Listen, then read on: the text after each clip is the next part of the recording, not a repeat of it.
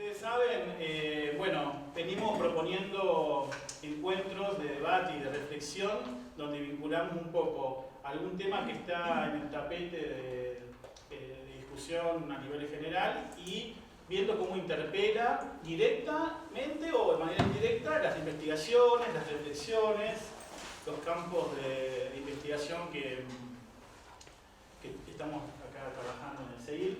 Así que bueno, por eso en este caso un tema que si bien viene estando en la mesa de debate en varios ámbitos desde hace varios años, en los últimos meses ha como emergido con más fuerza, que es toda la cuestión de las derechas, cómo eso afecta o no los derechos laborales, derechos en general. Así que bueno, tenemos por suerte varias compañeras y compañeros que vienen como reflexionando un poco en esos temas, pensando un eje que es clave, ni hablar en el marco de las elecciones, donde bueno, empieza a estar como mucho más presente y mucho más importante que pensemos y profundicemos un poco a ver qué implicancias tienen estos debates, estas cuestiones. Así que bueno, para eso hoy Gabriela y Marcos van a estar coordinando esta mesa y bueno, desde ya agradecer a las compañeras y compañeros por haber aceptado compartir un poco las reflexiones. Así que les dejo ahí la posta a Marcos y Gabriela. Bueno, gracias Juan. Bueno, buenas tardes a todas y a todos. Una alegría estar en este momento compartiendo esta mesa, coordinándola con Gabriela en un tema tan importante y que nos interpela de manera profunda en este contexto.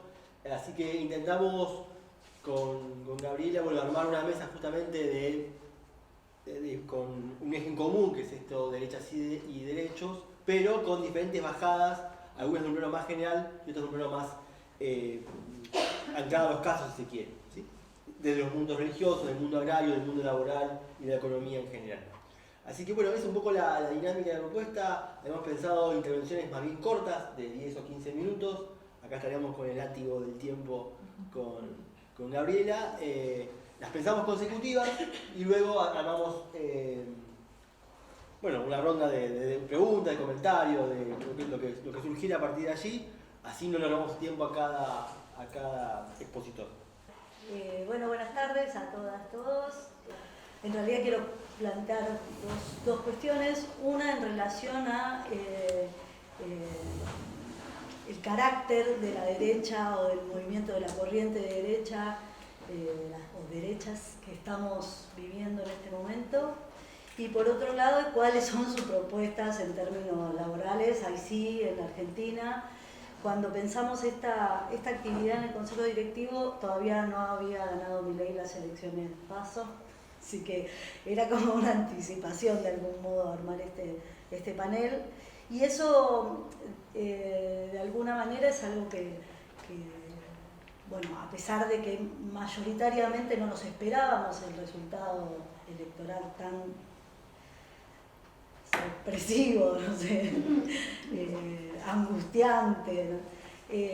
Sí, definitivamente, ya hace un tiempo, probablemente desde la salida de la pandemia, que la percepción, por un lado social, el ánimo, el estado de ánimo, el humor, como se dice, por un lado, y por otro lado, una proliferación de trabajos científicos y trabajos no científicos de divulgación que empiezan a poner sobre la mesa la consolidación de una corriente derecha o de corrientes de derecha, con una particularidad que es que la categoría de fascismo volvió a aparecer en estas publicaciones de manera recurrente.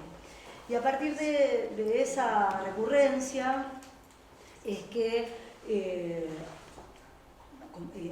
fuimos trabajando, bueno, cuánto de esta corriente es efectivamente fascista, y hay un montón de debates académicos al respecto, y en algún punto quería hacer un recorrido respecto de eso para pensar luego cuáles son las propuestas acá en Argentina de los candidatos de la derecha y qué ocurre con eso, ¿no? ¿Qué ocurre con estas tensiones respecto de la categoría del fascismo? En primer lugar, me parece que es importante ubicar, y esto también hay un consenso, me parece, generalizado, tanto a nivel social, político como académico, respecto de la crisis. Y a pesar de que la crisis tiene, bueno, distintas interpretaciones y significaciones, hay una crisis evidente que, una crisis económica, social, cultural, una crisis fundamentalmente de futuro, digamos, y que en este proceso de crisis, si uno, y esto también me parece que lo venimos discutiendo también desde las PASO, es muy difícil de comprender el fenómeno sin adentrarse en las características profundas de la crisis. A mí me parece que es interesante ubicar, por ponerle una fecha, siempre las periodizaciones son un poco injustas, pero el 2008 al comienzo de la crisis, porque en realidad en la crisis del 2008 ocurre un fenómeno que me parece que es muy interesante, que es que el pilar principal del neoliberalismo, que es el libre mercado, se pone en tensión. Digamos, la caída, el derrumbe de los bancos en Estados Unidos, la respuesta a ese derrumbe fue el salvataje explícito del Estado. Entonces, frente a una situación a un discurso y a un enfoque económico de Estado mínimo, la respuesta frente al derrumbe de las principales empresas norteamericanas fue la intervención del Estado máxima, digamos. Y de algún modo esto, como proceso económico, pero también como proceso de tensión o de fragmentación del enfoque neoliberal, empieza a poner en cuestión el neoliberalismo en el mundo. Con una cantidad de agregados a eso que sin duda ubican al ascenso de China como potencia económica a partir de ese mismo proceso como un elemento de contradicción de Estados Unidos como hegemón o como potencia mundial hegemónica después de la Segunda Guerra Mundial hasta acá. Digo, ahí hay otro proceso de periodización posible, pero me parece que es interesante ponerlo ahí. Y el tercer elemento que constituye, si se quiere, la periodización, lógicamente es la pandemia, que además de consolidar un proceso de crisis económica, de crisis financiera, de crisis política con la emergencia o el ascenso de China, aparece una crisis ambiental y de salud sanitaria en todo el mundo en el mismo momento, de una manera drástica y muy contundente, que además reconfigura o pone en tensión también el ordenamiento global que el neoliberalismo había propuesto desde la década del 70 hasta acá. Entonces, de algún modo, la crisis que estamos atravesando es constitutiva del modo de acumulación capitalista de los últimos 40 años, digamos, o de los últimos 50 incluso. A esto hay tres elementos que me parece que son interesantes como surgimiento. Uno, que la pandemia muestra por lo menos dos cuestiones. Por un lado, que la descentralización productiva y el just in time, digamos, que no haya stock y que además esté descentralizada la producción, se puso en crisis. Estados Unidos no tenía respiradores, ni siquiera no producía respiradores, en un momento en donde se paraliza el comercio internacional, incluso la distribución de mercancías, incluso en términos humanos, ¿no? Digo, no hay un momento, particularmente 2 semanas del año 2020, en donde se detiene de manera casi total el comercio internacional y pone en cuestión la forma de organizar globalmente la producción. Por otro lado, la guerra en Ucrania, como coletazo, si se quiere, o salida de la crisis de la pandemia, como que aborda tanto cuestiones energéticas como políticas, como económicas, como productivas, porque se reconfigura la producción de armamento, la producción energética, se reconfigura en términos globales. Y por otro lado, el surgimiento de bandas civiles muy violentas en distintos lugares del mundo, empezando por Ucrania y como fenómeno que se empieza a extender, por lo menos en Occidente. En ese proceso hay una particularidad que tiene que ver con la victoria electoral de opciones de derecha, de ultraderecha, ahora veremos si son fascistas o no, Trump, Bolsonaro, Meloni, Orbán, el húngaro, Netanyahu en Israel, bueno, hay una más Le Pen y los que no terminaron, las que no terminaron de triunfar, pero que son las opciones de derecha, de ultraderecha, de derecha extrema, que empiezan a ganar electoralmente con un perfil muy parecido y con la particularidad de hacer apelar a tiempos pasados como modo de resolver la crisis y a formas violentas, virulentas, no solo de expresar la política, sino de desplegarla. Y eso en América Latina además se da en un proceso en donde vamos al ocaso, por decirlo de algún modo, de los gobiernos, o de la primera ola de gobiernos progresistas en América Latina, con una sucesión de golpes de Estado y de intervención de Estados Unidos sobre la región muy dirigida, digamos, con múltiples modos de golpe de Estado posibles, hasta el golpe de Estado en Bolivia, digamos, que es más tradicional si se quiere, pero los procesos de lawfare y golpes de Estado blandos y demás que se dieron desde Paraguay hasta Bolivia, y que, si se quiere, hubo un punto de novedad en donde se empieza a entroncar en el proceso, en la corriente Trump-Bolsonaro, digamos, en esa serie de ultraderechas ganando las elecciones, con Macri en 2015 en la Argentina.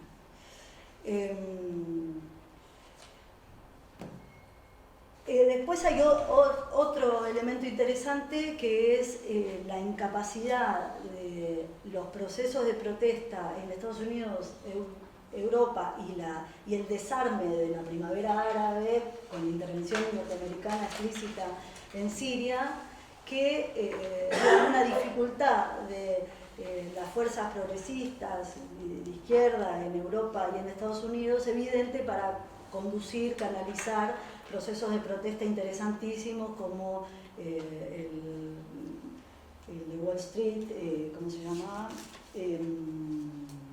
Occupy Wall Street, e incluso las dificultades para conducir el proceso español, ¿no? Y esos intentos o bueno, experiencias que en Grecia también fracasaron, también bueno, producen una tensión respecto de las posibilidades de pensar la superación de la crisis por vía popular en los países centrales. En este marco, rapidito, hay una discusión en el ámbito académico en el que participan un montón de intelectuales respecto de si estas corrientes protagonizadas por Trump, si se quiere, acá por Bolsonaro, son fascistas o no son fascistas, y qué puntos en común y cuáles no. Rapidísimo lo digo, bueno, hay un grupo que los define como fascistas. Chomsky, Badiou, Judith Butler define este proceso histórico como un proceso fascista. Enzo Traverso lo plantea que es post-fascismo. Ahí hay toda una discusión entre post, neo. Forti lo plantea como extrema derecha, Mood lo plantea como ultraderecha, Camus y Mouffe como populistas de derecha o derechas populistas, y después otro grupo parecido al de Chomsky, Badiou y Butler, pero con una particularidad interesante que plantean que el fascismo en realidad es un modo de ejercicio del poder que en el momento en que hace falta se emerge o se plantea, y en este grupo están Harvey, Borón, García Linera, Daniel Feuerstein acá en Argentina. En algún punto la perspectiva que yo comparto es esta última, y me parece que es interesante para pensar un momento en el cual en el liberalismo, incluso los organismos internacionales, los organismos internacionales de esa corriente histórica, digo, del neoliberalismo, Fondo Monetario Internacional, Banco Mundial, etcétera, no pueden dar respuesta, y de hecho son ellos mismos quienes están diciendo, bueno, esto está en crisis, no hay, el PBI sigue decayendo de manera sistemática en los últimos 10, 15 años, depende de la periodización que establezcan. Hay preocupación respecto a cuáles son los instrumentos de salida de la crisis. Están todos los días, si ven los portales de los organismos de crédito financieros, están todos los días diciendo estamos en crisis, a ver si probamos esto, a ver si probamos lo otro. El otro día decían, bueno, hay que distribuir más salario a los trabajadores, cosas que suenan hasta extrañas viniendo de los organismos estos. Precisamente porque el neoliberalismo deja de ser una herramienta eficaz para resolver la propia crisis, y por otro lado una estrategia fascista que tampoco tiene un planteo estrictamente novedoso y que también apela a viejos instrumentos para resolverlo, violentos, segregacionistas, xenófobos, etc. En ese punto me parece que es interesante una particularidad que tiene que ver con el liberalismo argentino, en esta clave cuando necesita, pero cuando las clases dominantes, en este caso argentinas, pero de los países de América Latina y el Caribe, requieren establecer una estrategia de recuperación de la iniciativa, la violencia y el terrorismo de Estado eventualmente son un modo en el cual se llevan adelante su política. Digo, en este sentido no hay algo necesariamente nuevo, a pesar de que sí hay algo de nuevo en que se pueda ganar electoralmente en este momento donde determinados consensos democráticos estaban planteados. Y solo para no ocupar más tiempo, hay algunas de las... Esto me parece que es importante señalarlo así, porque en ambas plataformas, la de Milei y la de Bullrich, las propuestas de reforma laboral, así dicho como reforma laboral, digamos, o las propuestas vinculadas a las cuestiones laborales, son las mismas que conocimos toda la vida. Son las mismas que conocimos en el gobierno de Menem, son las mismas que conocimos en la dictadura, son las mismas que había empezado en Onganía, son las mismas que en la disputa con Frondizi y los grupos monopólicos habían aparecido. Digo, son esas mismas que intentan desarmar los sindicatos, desarmar las convenciones colectivas de trabajo, particularmente la ultraactividad, esto apareció en la tele además, privatizar las jubilaciones, no hay, sinceramente, después si quieren las leemos todas, pero no hay ninguna novedad, e incluso van en la línea de lo que Macri instaló en 2015, incluso 2017, cuando fue a desarrollar el fuero laboral. Son las mismas propuestas. Y esto es interesante porque por un lado hay una continuidad clara, sí, ya termino, una continuidad clara de esta corriente, y por otro lado hay una expresión aún más violenta para intentar de ese modo resolver su crisis de manera infructuosa, me parece. Bueno, eso es.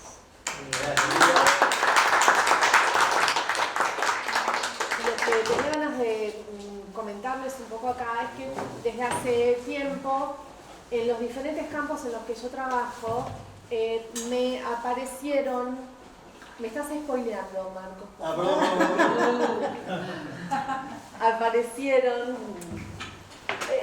Aparecieron determinados grupos a los que todavía no le habíamos dado el nombre de derecha ni de ultraderecha, aparecieron como emergentes. Entonces, les voy a contar un poco cuáles son los campos en los que yo trabajé, en donde no los fuimos a buscar y nos los encontramos. La primera cosa que nos llamó la atención es cuando nosotros trabajamos en la segunda encuesta que hicimos y cerramos en 2019, nos encontramos con algunos datos, como por ejemplo que el 50% de los y las habitantes de Argentina decían que estaban de acuerdo con la pena de muerte para delitos graves. Entonces, era la primera vez que lo preguntamos, en 2008 en la anterior encuesta no lo habíamos preguntado y realmente nos llamó la atención. Y ese dato además se incrementaba sobre todo en algunas categorías, como por ejemplo las personas sin filiación religiosa y los católicos. El otro tema es que, bueno, no tengo tiempo de explayar aquí la singularidad, pero yo desde hace varios años vengo trabajando en el cruce entre salud y religión y trabajo sobre exorcismos. Si necesitan, después les paso números, no voy a profundizar aquí, pero haciendo trabajo de campo en determinados lugares, empezaron a aparecer algunos discursos que me llamaban la atención. Y esos discursos estaban relacionados con una explicación del mundo a través de teorías que eran teorías conspirativas.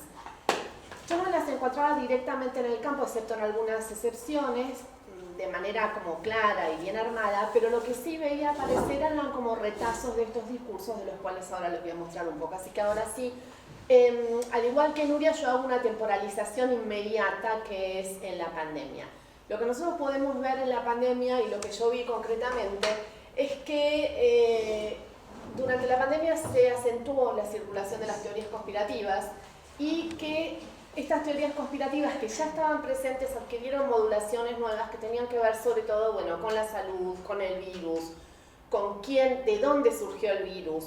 Unas teorías que decían que había surgido de China, otras que había sido inyectado por Estados Unidos.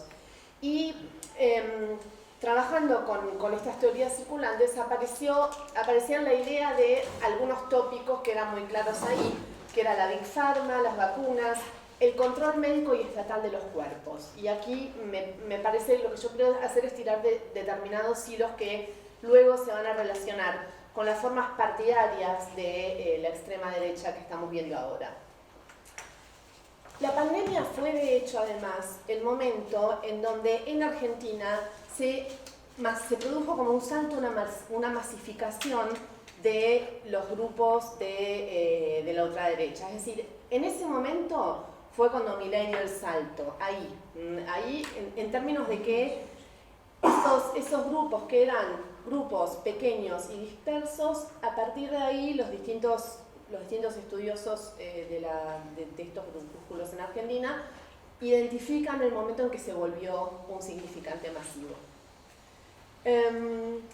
Yo me lo venía encontrando en mis campos de católicos conservadores y carismáticos, en donde no me aparecía en principio el tema de las vacunas, pero sí me empezó a aparecer mucho a partir de la pandemia. Es decir, para decirlo claramente, era un campo al que las vacunas no le importaban, porque ¿dónde estaban los antivacunas antes? Estaban concentrados en grupos de clase media, New Age, que vivían en determinados lugares, ¿no? Entonces ahí había una circulación del sentido de la resistencia a las vacunas. Esto empezó a aparecer en mi campo de una manera rara en el momento de la pandemia. Es decir, en el momento de la pandemia resultó ser que estos sectores conservadores se volvieron masivamente antivacunas. Y me interesa relacionar, las teorías de la conspiración están en la literatura, están muy relacionadas con temas de religión y espiritualidad casi siempre, en particular a partir de dos temas centrales. Primero, la idea de un poder mundial ubicuo, omnipresente y además que está oculto, y la idea de una espiritualidad holista, es decir, que estamos pasando hacia una era nueva. Si los más viejos se acuerdan de aquel famoso libro La Novena Revelación, más o menos van a ver de qué estamos hablando. Es decir, viene una era nueva, pero a la vez hay un poder que tiene que morir para que esta nueva era surja. Lo que yo veía en el catolicismo eran algunos elementos que se empezaban a aparecer y que empezaban a acercarse hacia lo partidario. En principio, la idea del poder mundial oculto, que toma un nombre concreto, que es el nuevo orden mundial, que además está ligado al capitalismo, por supuesto, y a sus raíces protestantes y judías, y masonas, debemos agregar. En el catolicismo además aparece la idea de que hay una decadencia de una edad de oro. Es decir, hay un momento en donde la Iglesia dominaba, ordenaba a las familias, ordenaba el Estado, que se subordinaba al poder político, al poder eclesiástico, y sobre todo ordenaba la estructura familiar, ¿no? Los hijos se subordinaban a los padres, las mujeres a los maridos, y la familia era el centro del orden social. Aparece además, junto con esta idea de nuevo orden y de pérdida de felicidad, una utopía movilizante, es decir, tenemos que ir hacia un lugar en donde los ejércitos del bien le van a ganar a los ejércitos del mal, en donde Satanás va a ser derrotado por la Virgen María, y finalmente hay una idea que es central, que es la idea de infiltración, que es una idea que sonó mucho durante los 70, si nosotros recordamos, pero pervive particularmente en la Iglesia. Es decir, la Iglesia es una institución que es permanentemente infiltrada por las fuerzas del mal, llámese comunismo, ateísmo, judaísmo o masonería. Los típicos tópicos del discurso conspirativista católico son, desde este discurso conspirativista surge en la Revolución Francesa y son el antisatanismo, el antimodernismo, el antisemitismo, la antimasonería y el anticomunismo. ¿Cuáles son los que circulan hoy? Y esto es a mí lo que me interesa ver en América Latina. Bueno, en principio el anticomunismo. No sé si ustedes habrán visto, por ejemplo, que Milei es particularmente, además, más anticomunista y antimarxista que, por ejemplo, antiperonista. Entonces ahí hay algo que pensar. Ahora, cuando cierre, vamos a ver, son fundamentalmente antiprotestantes. Hay un fuertísimo antifeminismo, es decir, ahí hay una piedra de toque, la idea de que la ideología de género, que además ha sido promovida por el FMI, por el Banco Mundial y que forma parte de ese nuevo orden internacional, lo que está intentando es avanzar y destruir el centro del orden promovido por la Iglesia Católica, que tiene que ver con la familia, y hay un fuerte también antiestatismo. Y aquí me interesa trabajar un poco más. Si puedes seguir, Marquis. Gracias. No, la siguiente. Bien. ¿Por qué me interesa? Pues me interesa que nosotros veamos algunos ejes. Por ejemplo, los organismos internacionales capitalistas, pero a la vez los de salud y los de población están siempre dentro de esta conspiración mundial. Y está la idea de que el Estado intenta controlar los cuerpos, pero además no es solo el Estado. No es solo el Estado, tiene que ver también con todo este sistema. En ese sentido, hay una vida que intenta ser manipulada por la medicina a través de las vacunas, pero también a través del control de natalidad y también a través del aborto. Entonces ahí es donde se juntan los discursos antiderechos en términos del cuerpo de la mujer y los discursos que se refieren a la salud. Y en ese sentido se retoma el paradigma de los derechos humanos, al que se considera además una de las patas de la conspiración del nuevo orden mundial. En este sentido, hay formulaciones extremas de estas teorías que yo las vi funcionar, a mí me las comentaron personas que estaban a cargo de escuelas privadas, que dicen, bueno, el Estado se quiere hacer cargo de la educación de nuestros hijos. Esa educación de nuestros hijos es un derecho que tenemos, una prerrogativa que tenemos nosotros, que somos las familias, y particularmente las familias católicas. Ahí donde nosotros hoy vemos, por ejemplo, en el discurso de Milei, vamos a darle de baja a la ESI, lo que yo veo es una larga continuidad de lucha contra un Estado que pretende regular. Y estos grupos, ¿por qué a mi juicio tienen condiciones de posibilidad de crecimiento? Porque de hecho toman ideas que estaban dando vuelta y que vienen consolidándose desde hace rato. Vienen consolidándose en espacios marginales, no necesariamente como partidos políticos ni como ideas fuertes, pero sí son discursos que hacen sentido y que cuando aparece una figura carismática que las junta y las propone todas juntas y las tira a la escena, logra aglutinar espacios que son además espacios policlasistas. De hecho, estamos hablando del 30% de la población que lo votó, por lo tanto no son solo los pibes del rap, y no son solo los capitalistas de San Isidro, sino que hay realmente un espacio policlasista para el cual todas estas ideas tienen sentido. La última, juro.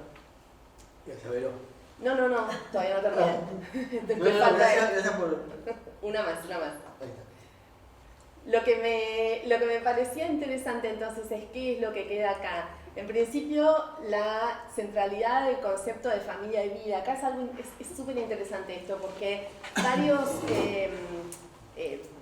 los asesores de Milei le dijeron no te metas con el tema del aborto. Y Milei se metió con el tema del aborto, porque ahí está recogiendo, está apoyándose en una idea que es una idea que es sólida entre un determinado tipo de población. La idea de la ciencia como peligro y como manipulación, esta ciencia no es la ciencia, es la ciencia asociada al capitalismo, es la ciencia asociada a la expoliación. Entonces acá lo que aparece es la Big Pharma, digamos, Pfizer también es el enemigo porque intenta inyectarnos cosas. Y además, lo que me interesa destacar es cómo aparecen reutilizados todos estos sentidos en ambientes nacionalistas y de derecha. Aquí, estos son dos sectores que yo estoy siguiendo. Este, por ejemplo, es un sacerdote que hace vivos y hace un montón de cosas junto con Laje y con otro influencer cuyo nombre me olvidé, pero bueno, ya volverá. Lo interesante aquí que veamos es cómo aparecen San Martín, el medioevo, Cristo. Allá está, por ejemplo, la evolución del hombre que va primero del mono hacia una figura central donde es relativamente erguido, donde luego termina siendo un cerdo, la libertad del cuadro de Jericó. Es decir, lo que me parece interesante es cómo aparecen todos estos sentidos nuevamente. Y Márquez era el otro influencer. Y cómo estas ideas que venían dando vuelta en determinados ambientes de repente encontraron una forma de expresarse y de hacer un cierto reclamo de justicia. Y como esta es una charla que tiene por título Derechas y Derechos, a mí me interesaba destacar la idea del discurso en espejo. Es decir, en el momento en que los pro-vida, por ejemplo, empiezan a crecer, retoman el discurso de los derechos humanos en los años 2000 y publican carteles que decían que había una foto de un feto, un dibujo de un feto que decía yo también tengo derechos humanos, respeten mis derechos humanos. De la misma manera, los grupos mileístas dan vuelta el discurso de los derechos y de repente los empiezan a considerar privilegios. Por ejemplo, el tema de la vacuna, que para ciertos sectores sociales es un derecho y la vacunación masiva fue un derecho, es retomado a partir del episodio de la vacunación VIP como un privilegio. Entonces dicen, si es un derecho para pocos, eso es un privilegio. Lo mismo pasa con el tema de la fiesta en Olivos, es decir, hay un derecho que es el de la salud y en nombre de ese derecho se nos encierra, pero después vemos fotos de la fiesta en Olivos y entonces ese derecho se vuelve de repente un privilegio para pocos. Me parece que en estos sentidos que además nos causa problemas, se nos dificulta escucharlo, yo creo que tenemos que empezar a pensar que esto que nosotros llamamos fascismo o neofascismo se está convirtiendo de a poco en una derecha popular y entonces nos está provocando de una manera muy complicada para ver bueno, qué es lo que hacemos con ella, cómo nos relacionamos con esta derecha que además es heterogénea, no es homogénea, y bueno, ¿qué hacemos con esto que nos creció? Voy a presentar algunas cosas que en realidad presenté el año pasado en la Jornada de Sociología de La Plata y que venía trabajando ya desde temas que yo venía trabajando desde el 2019, básicamente promoviendo a partir del ascenso de Bolsonaro en Brasil, y que me surgieron algunas preguntas o temáticas donde intenté vincular algunas cuestiones de la investigación con algunas cuestiones de divulgación. Salió una nota el año pasado en Anfibia que de alguna forma intentaba explicar el fenómeno Milei, y acá intento articular de alguna forma esa explicación del fenómeno con los temas que yo vengo trabajando en términos de historia económica, de historia del pensamiento económico, que me permiten vincular esos fenómenos. Y en líneas generales mi planteo muy resumido, que está en el trabajo y lo pueden leer, es el siguiente. El neoliberalismo tradicional, el neoliberalismo de los años 70, 80 y sobre todo consolidado en los 90, es un neoliberalismo que se enfrenta, se levanta, se legitima contra las consignas de un viejo desarrollismo o de una vieja sociedad que tenía ciertas pretensiones, si bien quizás no tan igualitarias, pero sí homogeneizadoras. Quiero decir, en la Argentina y en América Latina de los años 60, 50, había promesas de mejoras sociales hacia cierta sociedad más o menos homogénea, ante lo cual hubo diferentes estrategias para llegar a esas sociedades homogéneas. Los diagnósticos del subdesarrollo estaban asociados sobre todo al diagnóstico de las economías duales, ante lo cual se proponían estrategias para romper esa heterogeneidad, ¿no? Y cierta confianza en eso. El neoliberalismo de alguna forma lo que viene es a promover la virtud de la diferencia, la virtud de la desigualdad basada en el mérito, rompiendo justamente explicando de alguna forma por qué esos criterios homogeneizadores o pretensión de igualizadores no serían deseables, o serían, por lo menos serían en todo caso hasta causantes de nuestro propio atraso, nuestra propia... hay también una redefinición del propio el diagnóstico del atraso de las regiones como la nuestra. La respuesta a eso, la respuesta en América Latina y principalmente en América del Sur durante la primera década del siglo XXI es un ataque, una carga sobre esos principios desigualadores, pero que no implican un retorno a las viejas premisas de homogeneidad o de búsqueda de cierta igualdad social que existían previamente. Que no existieron como tales, pero que no hay, quiero decir, lo que algunos definen como neodesarrollismo, neoestructuralismo, ola rosada o ciclo de impugnaciones al neoliberalismo, podemos usar el nombre que querramos, todos son citados por los autores, entienden que lo que pasó en América del Sur en los años 2000 no es un intento de retorno a lo que pasó en los años 60, quiere decir, sino que, o el propio concepto de post-neoliberalismo que está planteado desde Claxo, no implica un retorno a lo que había antes del neoliberalismo, sino que es una redefinición. Y esa redefinición es una redefinición que tiene, para mí, dos características principales. La primera es que efectivamente implica una impugnación a principios neoliberales, pero por otro lado también implica la convalidación de transformaciones propias del neoliberalismo. ¿A qué me refiero? A que el neoliberalismo de alguna forma dejó como afirmadas las desigualdades, es algo que en todo el mundo ha crecido muchísimo la desigualdad desde los años 70 en adelante. De hecho, creció el Gini se expandió en todos los países del mundo. Curiosamente bajó el Gini mundial, pero bajó el Gini mundial porque subió China, pero el Gini de todos los países, incluso de China, también empeoró, porque en todos los países empeoró el Gini. En todos los países hay una mayor heterogeneidad al interior de los sectores trabajadores, es decir, aumentos de las diferencias salariales entre sectores trabajadores y no entre sectores trabajadores, y en los países desarrollados hay un aumento de la heterogeneidad en términos de condiciones de empleo durante los años 80, 90, es decir, aumento del empleo informal, aumento del contrapropismo y un montón de formas que por ahí no tanto en los países centrales, pero en todos los países hay un aumento de ciertas formas de la desigualdad.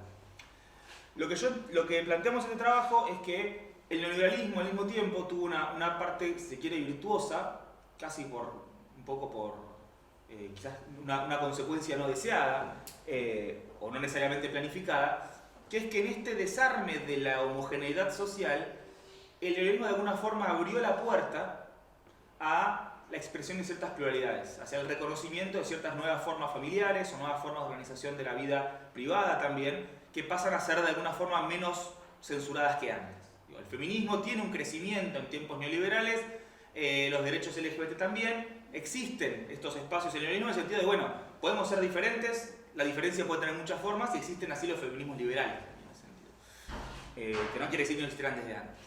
Bueno, en ese sentido, lo que sucede en los 2000 es una convalidación de lo estructural de esas desigualdades múltiples, una legitimación por la positiva de estas desigualdades positivas o estas pluralidades, y lo que algunos autores, sobre todo Andrenachi en Argentina o Lavinas y Simoes en Brasil, han llamado el inclusionismo, que quiere decir, frente a la desigualdad estructural, en lugar de un combate a esa desigualdad, lo que hay en principio es una compensación de esa desigualdad por la vía de políticas públicas distintas.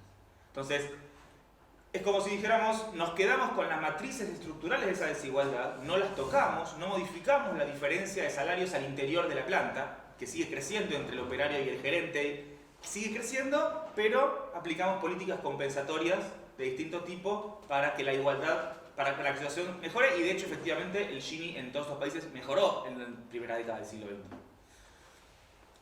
Ese inclusionismo tiene una pata económica concreta, que es combatir la desigualdad, pero que al mismo tiempo se expresa bajo una forma del reconocimiento de los límites, quiere decir, inclusionismo no es igualdad, todos adentro pero todos diferentes, de alguna forma un reconocimiento de la dificultad de la propia política social, sobre todo, y de la política económica en general, para responder a los problemas estructurales, pero a su vez un reconocimiento por la positiva de lo plural, y por eso es la década en la que tenemos en muchos países sudamericanos el reconocimiento de derechos indígenas, el reconocimiento de derechos a las comunidades, etc., matrimonio igualitario, discusión sobre el aborto, etc.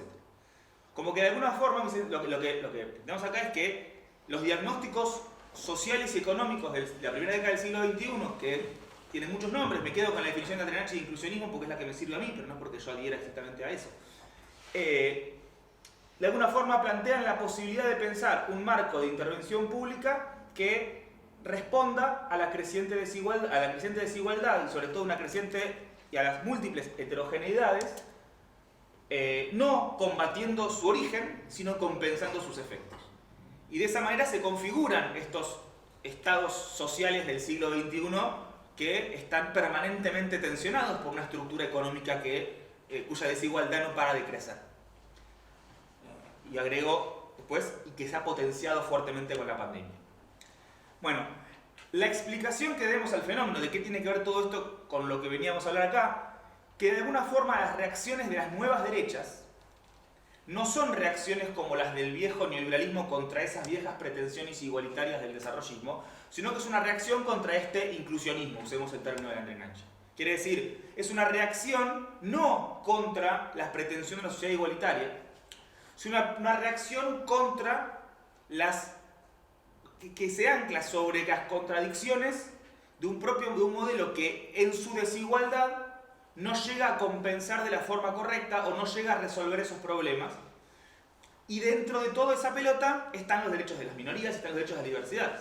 De allí el concepto de decirle comunista a una agenda feminista, por ejemplo, como si fuera lo mismo, ¿no? Esto, en el discurso de Bolsonaro nosotros trabajamos con los programas de campaña, los textos de la campaña de Bolsonaro, en su momento de Piñera, del segundo mandato de Piñera, que tenía algunos elementos mucho más conservadores que el primer mandato de Piñera. Es interesante esa clave discursiva. De los discursos de Camacho en Bolivia también. Todo esto fue un trabajo de campo que se hizo en el 2019, por eso todavía Milei no estaba tan en agenda en términos estrictamente políticos, pero lo podríamos repetir ahora para el programa estrictamente de Milei. Todo ese trabajo de análisis de los programas de gobierno. Y lo que encontramos sobre todo es una crítica a eso. Cuando Milei dice la justicia social es una aberración, está atacando sobre todo a una justicia social que se interpreta como parcial en la medida en que viene a no proteger a todos, sino a proteger a algunos. Justamente,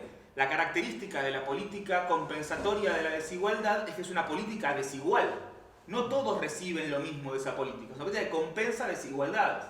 Entonces, cuando Milei dice la justicia social es una aberración, lo que está diciendo es que existen determinados principios, derechos, lo que sea, que se aplican a algunos y no a otros, porque justamente se aplican desde esa desigualdad. Y en ese sentido, lo que frente a este planteo, bueno, tenemos una derecha que no se opone lo mismo que el neoliberalismo previo, no es lo mismo que los 90, sino que se opone justamente a lo que pasó después del neoliberalismo y sobre todo sobre los resquicios de las contradicciones que tuvo esos modelos y los problemas irresueltos, en particular en términos de que se permitió o no se combatió un crecimiento estructural de las múltiples desigualdades que la pandemia profundizó muchísimo. Por último, un poco en términos ya desde los desafíos militantes, que a mí me parece que en estos casos no se pueden separar del todo de lo que hacemos en términos académicos. La característica fundamental de estos discursos de nueva derecha, sobre todo el discurso económico, es que es un discurso explícitamente militante y sobre todo explícitamente teórico. Quiere decir, si el neoliberalismo de los 90 era un neoliberalismo que decía fin de la historia, acá no hay nada que discutir, yo no vengo a hablar desde un autor, no vengo a hablar de una teoría, esto es la economía y punto, pensando para los que venimos de la Facultad de Económicas, ¿no? Donde permanentemente había que, a la multiplicidad de miradas económicas, había que primero levantarla, explicarla, che, mirá que no es todo lo mismo que dice el manual, sino que hay diferentes teorías. Y estábamos acostumbrados, quienes éramos los estudiantes díscolos de izquierda en la facultad, a intentar reclamar pluralidad de enfoques, mientras que la oficialidad de alguna forma planteaba la ciencia objetiva.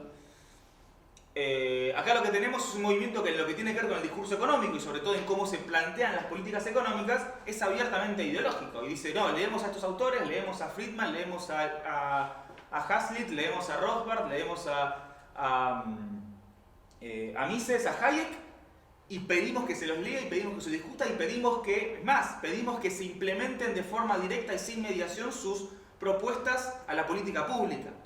Y los que están en contra no es que están equivocados por ser unos trasnochados, no, porque son keynesianos o son neoclásicos marginalistas o porque son marxistas. Quiere decir, hay una identificación concreta de que la economía tiene diferentes disciplinas, de diferentes escuelas, y entonces frente a eso, la política económica no es solamente una política que está dividida entre gente que tiene razón y gente que no, o gente que se adaptó a la modernidad y gente que se quedó en el pasado, como podríamos entender en los 90, sino que es una política económica que tiene influencias teóricas e ideológicas explícitamente separadas, ante lo cual necesariamente el tipo de respuesta que tenemos que dar de este lado va a ser distinta. Así que de alguna forma intenté resumir rápidamente tanto los enfoques que veníamos trabajando más empíricamente con la coyuntura tan problemática que tenemos hoy. Gracias. Bueno, yo traje para esta actividad de derechos y derechas un brevísimo recorrido por los derechos laborales agrarios en nuestro país y bueno, empezar marcando de que en términos de avance de derechos para el sector de trabajadores y trabajadoras agrarias, los dos más importantes, ¿no? Podemos decir que es el Estatuto del Peón Rural del año 44 y la Ley 26.727 del año 2011. Ambas leyes, obviamente miradas, ¿no? desde una mirada más sociológica, digamos, donde se cristalizan, podemos pensarlo, ¿no? como cristalizaciones de dos momentos donde se da un gran avance en cuanto al empleo y en cuanto al avance de derechos concretamente. El Estatuto del Peón Rural, que surge en el año 44, estando en la Secretaría de Trabajo y Previsión Juan Domingo Perón, en el marco, ¿no? del inicio del estado de bienestar. Algunas cosas, no voy a profundizar en el estatuto, pero bueno, además, ¿no? de todas las características en cuanto a la cuestión más protectoria de los derechos laborales, marcar algunas cuestiones que me parecen interesantes. Por un lado, que el estatuto emerge frente a antecedentes, ¿no? o a legislaciones fuertemente coercitivas.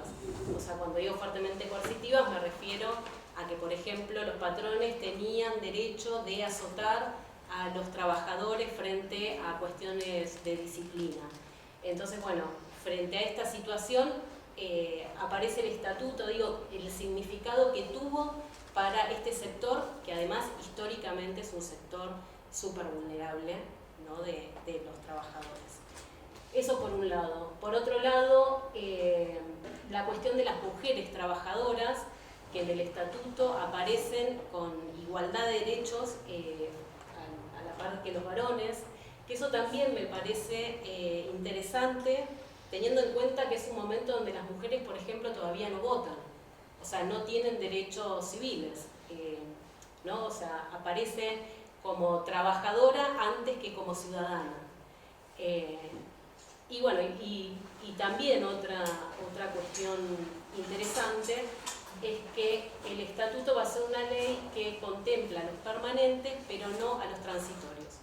Y es importante porque los transitorios siempre, ahora y antes también, fueron parte importante del conjunto de trabajadores en la ruralidad.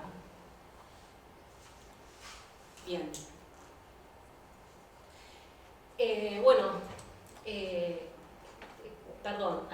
Con esto de los temporarios, en el año 47 se va a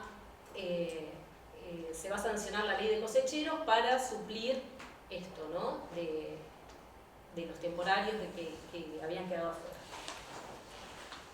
Del año 55 a la última dictadura del 76, el movimiento obrero, digamos, rural va a seguir el mismo derrotero que el conjunto del movimiento obrero, en cuanto a va a ser una etapa fuertemente represiva, es la etapa, ¿no?, conducida por las cúpulas militares en nuestro país, y en este sentido no va a variar mucho, no voy a profundizar, pero todos sabemos, ¿no?, Operativo Independencia, bueno, todas las situaciones. Sin embargo, la ley de estatuto y la ley de cosecheros va a ser derogada después de la última dictadura, o sea, no dentro de esta etapa, sino después del 76. Con lo cual, bueno, acá se puede pensar, ¿no?, que si bien toda esta etapa se va a mantener ese modelo económico industrialista, ¿no?, de alguna forma ese estado de bienestar y el conjunto de estas leyes de alguna forma se sostiene. En el año 76 hay un cambio de rumbo concreto y se comienza fuertemente este proceso liberal, y ahí en el 80 va a ser la derogación de ambas leyes, la del estatuto y la de cosecheros. Allí se va a decretar la ley de facto 22.248 para el trabajo agrario. En esta ley se expresa, se prohíbe expresamente dentro de la ley la prohibición del derecho a huelga, y se deja sin regular la jornada laboral, con lo cual, bueno, estamos hablando de que quedan trabajadores y trabajadoras en condiciones prácticamente de esclavitud, ¿no? Digo, para después pensar qué pasa del 1980 al 2011, en todo este periodo, cuando, no sé, vemos, ¿no?, todas estas noticias de situaciones, tantas noticias de situación de trata o de esclavitud en este sector, bueno, responde también a esto, de alguna manera, ¿no?, a qué permite y qué no permite la ley, o qué grises deja, ¿no? Bueno, después toda la etapa de la democracia, de 1983 en adelante, digamos, pero en esta etapa del 83 al 2000, va a seguir vigente esta ley de facto, y acá lo que tenemos es los cambios producidos por este nuevo rumbo económico liberal, ¿no?, que impone la dictadura. Se le va a sumar los efectos del nuevo orden agroalimentario mundial y, bueno, consecuentemente la nueva forma de inserción en ese esquema mundial, lo que llamamos la reestructuración productiva en el agro. Acá se inicia y se empieza a desarrollar, y en la siguiente etapa también se profundiza, lo que conocemos como paquete tecnológico, el boom agrícola, la expansión de la frontera agropecuaria, el proceso de agriculturización. y se da un aumento muy significativo de la producción y también muy orientado hacia la exportación. Bueno, esta etapa fuertemente neoliberal va a suceder en el agro también lo que sucede en todos los demás sectores también, ¿no? Esta aparición de las tercerizadoras, el subregistro, los fraudes laborales, todas estas cuestiones que pasan en el resto de los sectores, en el sector agrario también va a estar fuertemente marcada. En este contexto se sanciona la ley 25.191. Esta ley no va a derogar a la de facto, o sea, van a seguir conviviendo, ¿no? Ambas leyes. Y se va a crear el RENATRE, que es un ente autártico no estatal, que va a ser quien va a estar encargado del registro de trabajadores, y lo que viene a hacer un poco esta ley es a intentar ordenar esa registración laboral frente a estas demandas o nuevas demandas globales, ¿no? En relación sobre todo a la exportación. El RENATRE, que va a ser quien aplique esto, va a estar coadministrado por la patronal agraria y por la UATRE, el principal sindicato de trabajadores y trabajadoras agrarias. Bueno, acá el principal problema, o uno de los principales, por ejemplo, es que la fiscalización va a estar a cargo de la propia patronal, ¿no? Va a decidir cómo fiscalizarse, digamos, en el trabajo agrario. Bueno, a partir del año 2003, con este nuevo cambio de modelo, se va a dar un periodo de fuerte desarrollo productivo en el agro principalmente, y va a haber una mejora significativa en el empleo registrado a nivel nacional, en el empleo general, pero en el registro en particular, no solo a nivel general, sino también en el agro. Lo que sucede en el agro es que, si bien mejora el empleo, o sea, en cuanto a cantidad, no así el registro. Si comparamos cómo fue la registración a nivel nacional y en el agro, hay una diferencia muy importante. Es un periodo también de fuerte recuperación, ¿no? Del rol del Estado como rector de políticas laborales y sociales, y también tenemos en este escenario, en el año 2008, la famosa crisis con el campo, que también va a ser de escenario para el cambio de esta nueva ley, la 26.727, del año 2011, que acá sí hay un cambio, como decía, el estatuto y esta ley del 2011 son leyes que implican avances concretos en este sector. ¿En qué sentido? Un poco la ley, la 26.727, lo que viene es, por un lado, a desarmar el andamiaje jurídico de la dictadura. O sea, ahí en este momento sí se deroga la ley de facto. Eso que implica que se recupera el derecho a huelga y se regula la jornada laboral, cuestiones elementales, digamos, ¿no? Para pensar el derecho laboral. Pero por otra parte también es una ley que pretende unificar la fragmentación de las leyes. Yo acá no lo agregué por una cuestión de tiempo, pero hay muchísimas otras leyes que se van desagregando por actividad y demás, no solo leyes, digo, cuerpos legislativos en general, y que esa fragmentación que también se da fuertemente a partir de la última dictadura, también tiene un porqué, ¿no? O sea, esta ley pretende unificar de alguna forma esa fragmentación en cuanto a las leyes. Viene a traer un montón de avances, jubilación a los 57 años para ambos sexos, bueno, la fijación de remuneraciones mínimas, etc.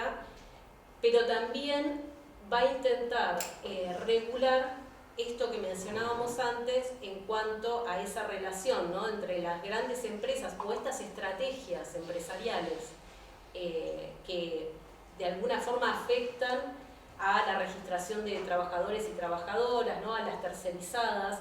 Entonces, bueno, se implementa, por ejemplo, que se prohíbe la agencia de colocación de personal temporal, o también se incluye el concepto de solidaridad, donde las grandes empresas tienen que hacerse cargo de sus tercerizadas, Esto también va a ser un cambio importante dentro de esta ley. Y para implementar, para llevarla a cabo y que sea efectiva, se va a crear el RENATEA. El RENATEA va a absorber las funciones del RENATRE y va a tener prácticamente las mismas funciones, que podríamos dividirlo en 4 aspectos o 3, ¿no?, importantes, que son la registración, la fiscalización y las prestaciones. Lo que cambia es que se van a ampliar todas esas, por ejemplo, en las prestaciones, el RENATRE, las prestaciones por desempleo era para permanentes, pasan a ser para permanentes y permanentes discontinuos. En cuanto a las prestaciones por sepelio, en el RENATRE era solo para trabajador o trabajadora y en el RENATEA para el grupo familiar. Se retoma obviamente el rol del Estado en cuanto a la fiscalización, que yo creo que eso fue algo central, porque es poder de policía es indelegable, ¿no?, en el rol del Estado. Bueno, eso fue uno de los cambios más importantes. Se hace campaña de registración, de alfabetización, capacitaciones, se trabajó muchísimo sobre, para evitar la trata laboral, ¿no?, y el trabajo infantil. Bueno, un cambio importante, que en el año 2016, con un decreto de la Corte Suprema de Justicia, se restablece el RENATRE finalmente en el gobierno de Mauricio Macri, y se restablece bajo la ley 25.191. ¿Esto qué significa? Que la ley, la 26.727, va a seguir vigente. No es que se deroga esa ley, sigue vigente, pero se desarma todo el andamiaje estatal, ¿no?, todas las políticas públicas que hacían posible la aplicación de esta ley. Entonces, bueno, hay un retroceso importante. El RENATRE vuelve a sus funciones, pero vuelve desde la ley anterior, con lo cual todas esas prestaciones se achican y la fiscalización vuelve a criterio de la patronal agraria, por ejemplo, ¿no? Y bueno, y lo interesante también es que este decreto ya iba a entrar en juego la Corte Suprema de Justicia, ¿no?, a diferencia de la derogación, digamos, de la decisión de un gobierno dictatorial abiertamente. Acá hay otro juego de poderes.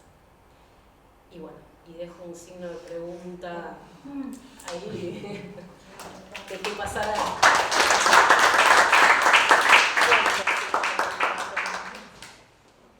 Bueno, gracias a los y las expositoras.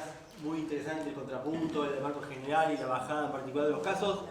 Abrimos entonces en el espacio que nos queda, el tiempo que nos queda, para, bueno, preguntas, comentarios. Hacemos un listadito de manos levantadas y...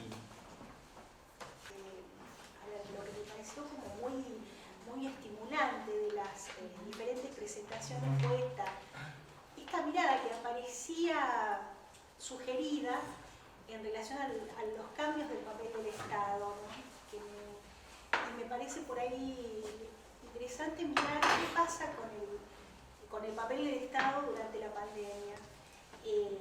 Que en realidad ahí tengo como un desacuerdo creo que el Estado tomó un rol central durante la pandemia, los estados nacionales, el cierre de fronteras, el control de los tránsitos internos, aún en una situación en la que los gobiernos tuvieron posiciones divergentes en relación a ser negacionistas o no negacionistas. Claramente Bolsonaro y Trump, que estuvieron enrolados en este negacionismo de la pandemia y en el ser antivacunas y todo esto, en esta situación de ser, bueno, de estar a la derecha. Y me parece que también hay que mirar que esta por ahí adhesión popular de esta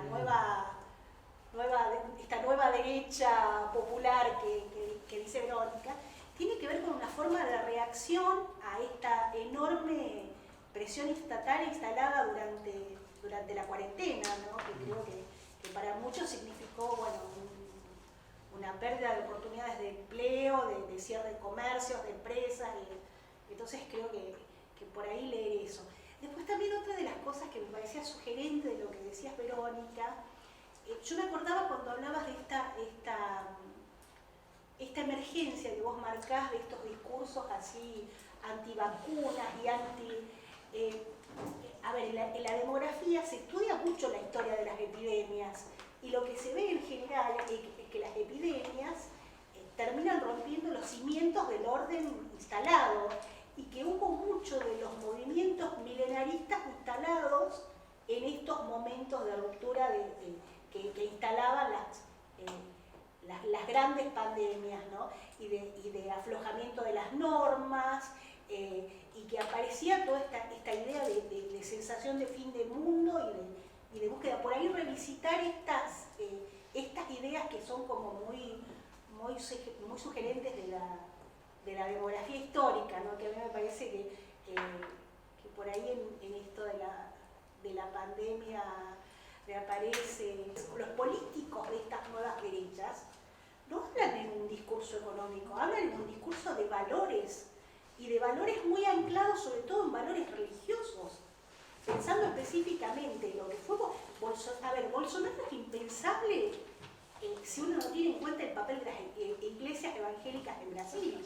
Ellos hablaban en un momento de las bancas, la banca bebé era la banca de los bueyes, de los que tenían la tierra, tenían Biblia, madre y bueno. Claro. Entonces, y que hay una interpelación en términos morales, están por ahí quizás menos religioso, pero me parece que tiene que ver una interpelación moral más que económica. Por ahí, bueno, Milei, pero a ver, ¿qué es lo que estamos viendo ahora? Toda la interpretación a partir de hablar de los valores, del cristianismo, de las víctimas del terrorismo. O sea, están apareciendo otros temas que no son económicos y que creo que eso es lo que está generando adhesiones, ¿no? Más allá de... Por ahí eso como para polemizar en relación a esas afirmaciones. Nada, eso es como la dificultad, ¿no? que tenemos todos para pensar esto, ¿no? Si es fascismo, si es neoliberalismo, qué son estos grupos. No sé, porque yo me quedaba pensando capaz en lo que decía Nicolás de la reacción a estas particularidades y a las diferencias, por decirlo, y en realidad el fascismo es bastante una reacción a las diferencias si lo pensamos en lo que es el fascismo clásico. Y no, bueno, eso, ¿no? Más que una pregunta es tipo una reflexión de cómo lo difícil que es capaz de encasillar estos fenómenos y bueno, como esto, ¿no? Está bueno. Estoy muy metida en la teoría política por la maestría que estoy haciendo y hay algunas respuestas ahí, porque yo creo que Milei tiene un discurso muy, muy teórico y está bueno capaz volver un poco ahí a mirar. O sea, también me pasó, por ejemplo, ahora con todo lo que está con Meloni, que está sacando un montón de medidas de contra-proteccionismo y cobrar impuestos al banco y no sé qué. Y estamos todos sorprendidos, cuando en realidad antes el fascismo era eso, capaz, ¿no? O lo mismo con Biondini, estamos todos re sorprendidos de que, no sé, defiende el CONICET y digo, no debería sorprendernos. El tema es que fue tan raro lo que pasó en el medio que sí nos sorprende. Y bueno, nada, no sé, reflexiones sobre eso. Ya que comentaste sobre esto último, esta idea de la dificultad de etiquetar y rotular más allá de la necesidad. Si tenemos que ponerle nombre a algo, entiendo, digo, este repaso que hizo Nuria y te quedaron afuera otros que opinan en el medio, al costado de los que están en el medio, del otro lado, bueno, tenemos un poco de todo. Entiendo, digo, todos lo hacemos un poco, ¿no? Porque está bueno ponerle nombre a una categoría, nos ordena, etcétera, etcétera. Pero a veces nos vuelve un poco fiaca, ¿no? Porque en realidad, y más en estos procesos que están en curso, porque ese es el problema, digamos, todavía no tenemos algo, yo diría, totalmente cristalizado que justifique en todo caso el poder de una categoría. nada, estamos en un instituto de investigación, por ahí esto de ponerle categorías a veces limita un poco el espacio que le dejamos a la investigación para entender efectivamente, y la investigación empírica, si querés, en el sentido más estricto, para entender efectivamente lo que está pasando. Por un lado es esto, está todo medio desarrollándose, y para colmo no se está desarrollando todo en la misma dirección, digamos, tenemos idas y vueltas. El caso de Meloni es un caso, la teníamos ahí, esta por obvias razones de consanguinidad y demás. Acá tenemos el ejemplo y digamos, de fascismo, ¿no? La derecha, lo que llamemos, y se viene con algunos elementos de la política económica que no sé si son tradicionalmente fascistas, pero que en este contexto de neoliberalismo tan fuerte, por lo menos llama la atención, y de hecho genera una reacción fuerte de otros sectores de la propia derecha. Ni que hablar que, bueno, Bolsonaro no religió, Trump no religió, Bolsonaro se fue con 50% de apoyo, Lula hoy tiene 70% de popularidad. Entonces tenemos esto de líderes que no tendríamos duda en llamarlos de derecha, por ponerles, pero tenemos apoyos de esos líderes que no son de derecha, ¿no? Con Milei hay algo de eso, ¿no? Todos los que dicen, no, yo voto a Milei, pero creo en la educación pública, o en el CONICET, seguro. Entonces, digo, ¿eso qué es, digamos? O sea, que hay, digo, a veces ponemos la etiqueta en función de algo más superestructural, pero en realidad lo que vemos por abajo son cosas bastante más complejas, ¿no? Bueno, lo que pasó en España, qué sé yo, pero nada, no sabemos tampoco si lo que pasó en España significa la derrota de una derecha. Pareciera que de un sector de la derecha podría ser, pero de otro sector no necesariamente, ¿no? Bueno, nada, hay otros ejemplos en el mundo. En ese sentido me refiero a lo qué sé yo, lo dinámico, todo está en movimiento, en curso, entonces por ahí con más razón, digo, estamos llamados a desde la investigación poner el foco en eso, en ese movimiento. Yo creo que las encuestas electorales, esta hora, más allá de que el resultado final no lo tengamos en cuenta, están diciendo algo sobre, no solamente sobre a quién vota, sino sobre el perfil de lo que la gente está pensando ahora. Entonces capaz que hay algunas más serias, otras menos, algunas más completas, pero están marcando mucho esto de la contradicción, entonces qué es derecha y demás. Y lo otro, que me gustó una cosa que dijiste, Nicolás, lo de inclusionismo. No, está bueno en pensarlo porque, digo, podríamos llamarlo, es progresismo, ¿no? Digo, y volvamos a pensar en el progresismo, digamos. Digo, porque eso es poner, evidentemente, hay alguna deuda del progresismo frente a la cual está reaccionando la gente, y por ahí tiene razón. En una de esas, qué sé yo, la ola rosa, neodesarrollismo, en realidad fue una anomalía, todo esto que vos decís, por ahí el origen de esto, seguro hay que ir hasta Thatcher y Reagan, no era lo mismo, yo estoy de acuerdo, o sea que capaz que tenemos que remontarnos a la caída del muro para entender todo lo que pasa acá, y finalmente tuvimos 8 o 10 años de un paréntesis que primaveral, pongámosle. Pero evidentemente lo que está pasando ahora tiene mucho que ver con esto que vos llamás, que entiendo, lo dice en ese sentido, ¿no? Inclusionismo en el sentido que no modificó ciertas bases estructurales de la desigualdad, para peor ahora vienen estos movimientos que legitiman la desigualdad, ¿no? Que dicen, está bien, eso es el motor de la historia, ¿no? Pero es cierto que incluso ese inclusionismo tuvo fuertes críticas de la derecha, y de hecho, bueno, hoy la derecha está reaccionando a eso, ¿no? Nada, eso me ocurría, digo, poniendo foco, digo, más allá de los líderes, por llamarlo de alguna manera, o de las figuras más conocidas, en los movimientos efectivos, en la dinámica social, de nuevo, que está ocurriendo, ¿no? Eso. En estas últimas semanas que se puso tan en duda la ciencia, las ciencias sociales en particular, lo que uno ve corroborado en sus exposiciones, que fueron muy buenas, es que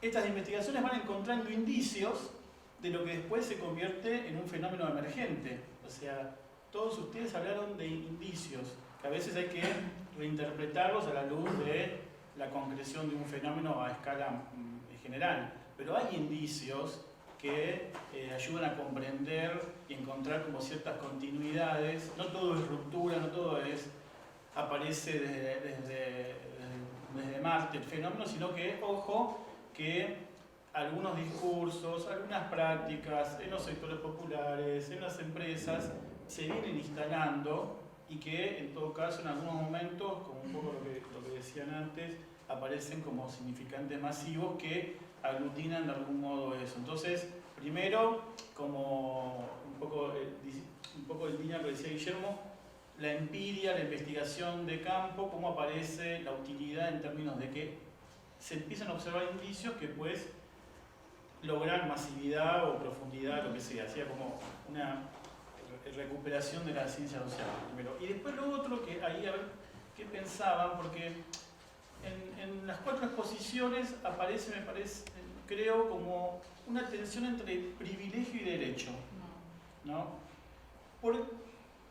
Ahora, una parte de algunos de los candidatos plantea que aquellos que tienen aguinaldo, aquellos que tienen ciertos beneficios sociales, etcétera, que nosotros los interpretábamos como derecho, ahora resulta que son privilegios. ¿Qué piensan, en qué momento, discursivamente y en términos de práctica, hay un corrimiento y un desprestigio del derecho a favor del privilegio? Entiendo que puede haber algo, erosión del papel del Estado, erosión de la democracia como prometedora de resolución de problemas que se venían arrastrando, cambios en el mercado laboral, pero a ver qué pensaban o qué piensan, cómo se concreta o cómo se cristaliza en sus reflexiones esta idea de un corrimiento entre derecho y privilegio. Ahí hay una tensión que bueno, a ver si tienen algo para plantear con respecto a eso. A mí me parece que, o sea, como primera cuestión, las categorías de Estado y mercado no, como una confrontación asociada directamente a la derecha y a la izquierda no está sirviendo por varios motivos. Creo que en otras actividades hemos hablado, ¿no? Por ejemplo, de distintos tipos de intervención estatal. El Estado puede intervenir represivamente en una sociedad, no siempre hay que equiparar la intervención estatal como algo positivo. Y aparte porque estamos en la emergencia de una potencia mundial como China, que es un Estado planificador, que es el que más impulsa el libre comercio en la actualidad. Entonces ya desde ese momento me parece que tenemos que replantear. De hecho, lo que señalaban del caso italiano, el caso de Estados Unidos es lo mismo. Trump, digamos, ha tenido políticas proteccionistas, y con lo cual no es una cuestión de libre mercado versus intervención estatal.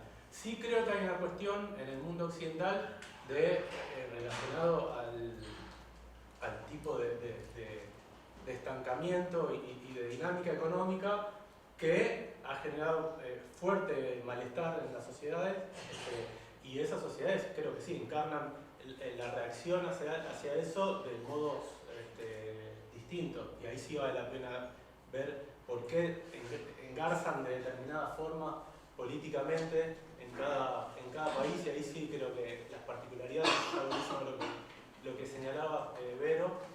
A mí me llama también la atención, por ejemplo, cómo en el caso argentino, que ha tenido hace algunos años, no sé si se acuerdan, de fuerte presencia del discurso anti-inmigrante, eso ahora no está, que siempre fue, digo, en Europa la anti-inmigración es una bandera de estos movimientos. Acá hubo movimientos anti-inmigratorios muy fuertes, y sin embargo ahora en esta nueva reconfiguración pareciera no estar, por lo menos en el discurso de Milei o en las redes, por ejemplo, eso no está. Digo, ¿por qué encarna de una manera ideológicamente y no en otra? Pero sí me parece... Porque votan, sí, porque los migrantes votan. Pero votan presidente. No solamente No, si se nacionalizan, sí. Podría ser. No votan presidente. Si se nacionalizan, sí. Bueno, No. podría ser. La cuestión es que uno puede estudiar si hay migraciones buenas o migrantes malos, migrantes de izquierda o de derecha. Pero la cuestión es que había discursos fuertemente anti-inmigratorios, tal vez en la década del 90, y ahora no. Nada, disparada. A mí me parece eso, que vale la pena estudiar las particularidades de cada reacción en cada país, y me parece que está asociado a cada particularidad y dinámica política. Eso, nada más, un comentario. Y lo otro, recuperando que quería decir lo que expuso Julia, efectivamente la ley 26727 debe ser la ley de trabajo más progresista que hay en el cuerpo legal de trabajo en la Argentina, para uno de los 2 o 3 peores sectores del trabajo que tiene la Argentina, ¿no? Pero además porque tiene elementos muy novedosos, desde todo lo que tiene que ver con género, la jubilación a los 57, que fue una larga discusión que hubo, que finalmente quedó justificada por las malas condiciones de trabajo en el campo, entonces que se retiren antes, y en realidad la discusión era por qué no controlar las condiciones de trabajo, pero bueno, nada, es más complicado que eso, pero tiene una cantidad de elementos súper de avanzada, mucho más, pero una gran cantidad de ellos impracticables. No sé, entonces hay algo ahí, de nuevo, qué sé yo, capaz que volvemos no quisiera ser políticamente incorrecto, volvemos a las limitaciones de ciertas posturas que efectivamente tienen un carácter fuertemente progresista, pero sin embargo en la práctica, una mujer embarazada que es trabajadora temporaria sabe que cuando terminó su trabajo tiene licencia de maternidad, seguro que no sabe, y puede seguir cobrando aun cuando ya no tenga la relación de trabajo.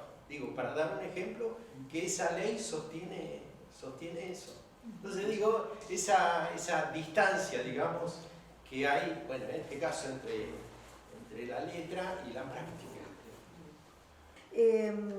Respecto de lo que planteaba Guillermo acerca de las etiquetas, a mí me parece que ahí hay 2 andariveles. Por un lado, efectivamente la necesidad de poder conceptualizar qué es lo que nos está pasando, más en términos de lo que decía Nico, hay un momento de confrontación en curso, concreto, muy temporoespacial para nosotros y nosotras, que requieren que podamos ubicar más o menos el fenómeno, y para eso nombrarlo de algún modo ayuda. Por otro lado, la categoría específica de fascismo, que es bastante poco útil para interpelar sobre todo a la enorme mayoría, porque la enorme mayoría de la población de la Argentina no tiene ni idea de lo que es el fascismo, lo que fue, lo que quiere decir y demás, y entonces en ese sentido es una categoría, desde mi punto de vista, adecuada para conceptualizar el fenómeno, pero por otro lado muy inútil en términos políticos, entonces ahí hay una contradicción. Ahora, al mismo tiempo, durante el gobierno de Macri tuvimos un debate teórico-político muy fuerte respecto de las etiquetas, con un sector del progresismo académico que le planteaba que Macri era una derecha democrática, y que de algún modo eso se cae a pedazos en el momento que desaparece Santiago Maldonado, Hasta ese momento, hasta 2018, eso se sostenía como caballito de batalla frente a los errores, a las maldiciones del kirchnerismo, pesada herencia mediante. Creo que esa contradicción la tenemos, es muy complejo porque, insisto, salir a decir estamos enfrentando el fascismo, decirlo acá, para mí es una categoría que nos permite ubicar con claridad lo que se nos viene, pero al mismo tiempo es ineficaz. ¿Qué vamos a salir con volantes? Fascismo, ¿qué hablas? ¿En qué idioma hablas? Me parece que esa contradicción hay que empezar a resolverla, en algún punto ubicar algunas discusiones respecto de cuestiones más precisas, de los derechos que se pierden o de los privilegios que se reconvierten o de los derechos que se reconvierten en privilegios, digo, dar algunas de esas discusiones a lo mejor es más eficaz en términos político-electorales. Por otro lado, me parece que hay algo de lo que decía Vero, de esto de con qué nos enfrentamos, y ella decía, bueno, no lo dijo exactamente con estas palabras, pero se consolida una corriente, digamos, con esto que ella cuenta tan interesante, articulado en términos político-electorales, empieza a consolidar un fenómeno, una corriente concreta dentro de la sociedad que no era que no existía antes, pero que evidentemente cobra una potencia y una fuerza muy peligrosa, de hecho, con toda la, además con toda la melange entre San Martín y la Edad Media, digamos, todo, con lo que eso implica. Bueno, me parece, yo no estoy en esto de la dinámica y del movimiento, tampoco estoy tan segura de que se consolidó. Creo que tal cual, como plantea Guillermo, hay un momento de cambios muy rápidos y muy abruptos. Lo que pasó en España, de hecho, es bastante significativo. Parecía que estaba consolidada un franquismo 4.0 y no solo pierden las elecciones, sino que hay un retroceso subjetivo alrededor de eso. Sí, también hay la excusa política de absolutamente, pero digo, no es que vos tenés una derrota electoral, pero con un peso subjetivo que encarna en horda fascista, qué sé yo, en salir a quemar locales del PS español, digamos. Esto no es lo que está pasando.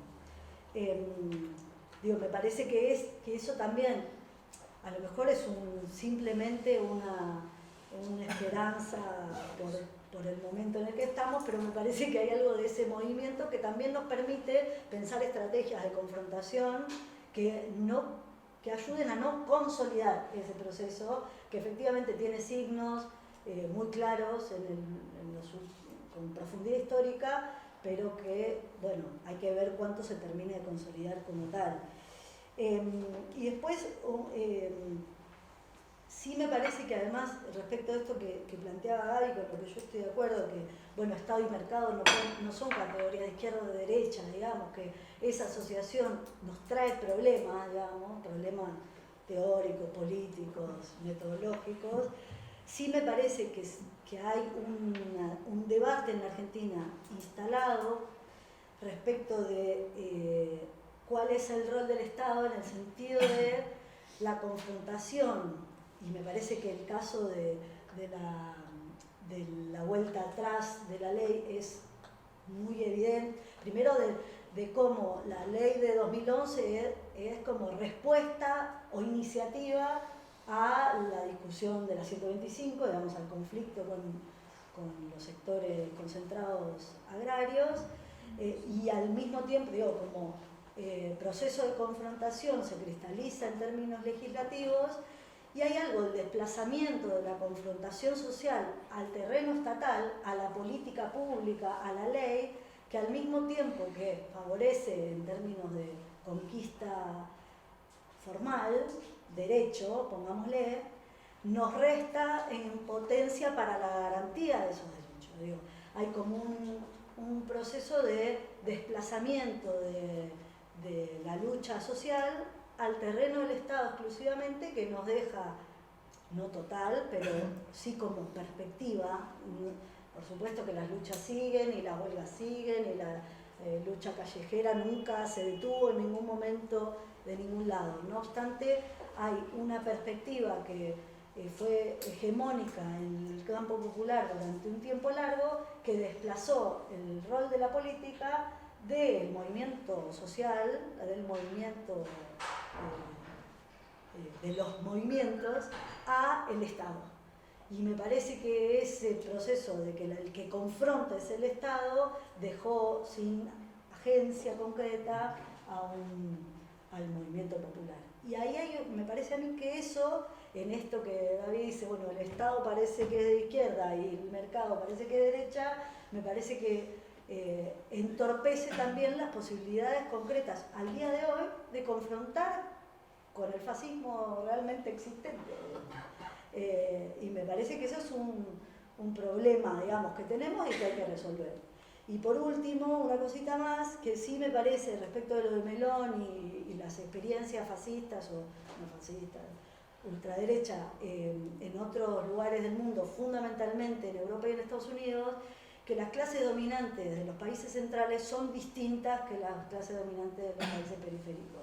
Y ahí hay un rol de subordinación, particularmente de las clases dominantes argentinas, primero a Inglaterra, después a Estados Unidos, que también, digo que por eso el nacionalismo más explícito que puede tener Trump o que puede tener Meloni, aparecen de manera sutil intentando recoger esa experiencia nacionalista de los sectores católicos, de los sectores más de derecha socioculturales o políticos socioculturales, pero que a la hora de la política económica y del rol del Estado y de cómo configuran un Estado nacional es el mismo que el liberalismo tradicional argentino.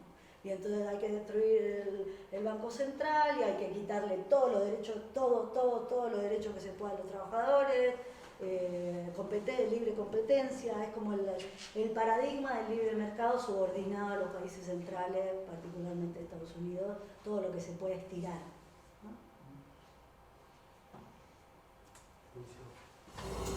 Bien, bueno, yo lo dije antes, pero muchas gracias por convocarnos a esta actividad y además gracias por las intervenciones que hacen como pensar un montón. Algunas cuestiones desordenadas. Yo que trabajo en los temas imaginarios, acá lo que yo veo con el surgimiento de Milei y la ultraderecha tiene que ver básicamente con la ruptura de un consenso básico, que es el consenso básico de la democracia, que tiene que ver hubo un genocidio, son 30.000. Ahí hay algo que a nosotros nos incomoda y nos paraliza, ¿no? Entonces es como cuando ponen un foco brillante y nos quedamos como un poco así y hay algo que nos cuesta pensar, pero si podemos ir como un poco más allá, yo creo que también esto tiene que ver con la búsqueda de un determinado orden que las dos propuestas, tanto de Unión por la Patria como el PRO no pudieron cumplir. El gobierno de Macri no fue lo que Macri quiso, es decir, había como todo un montón de transformaciones, ¿no? Esas transformaciones que vos decías, la aceptación de un cierto orden de desigualdad, pero también la idea de que frente a ese orden de desigualdad también hay que producir compensaciones. El gobierno de Macri no pudo romper con determinadas cuestiones que sí quería romper, y así como el gobierno de Alberto Fernández no pudo tampoco volver a plantear algunas cosas que estaban en la agenda, por incapacidades, por falta de voluntad, lo que sea. Pero en realidad ahí, para mí, estriba